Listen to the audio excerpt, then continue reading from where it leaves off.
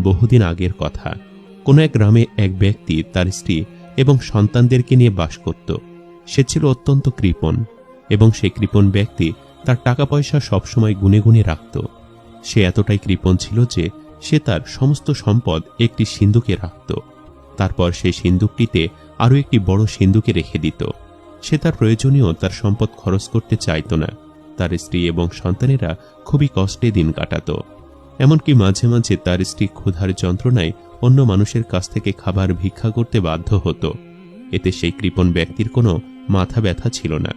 সে ব্যক্তির স্ত্রী মাঝে মাঝে কৃপণকে উদ্দেশ্য করে বলতো, এ সমস্ত সম্পদ জমিয়ে রেখে আমাদের কি হবে, যে সম্পদ আমাদের কোনো কাজেই আসছে না।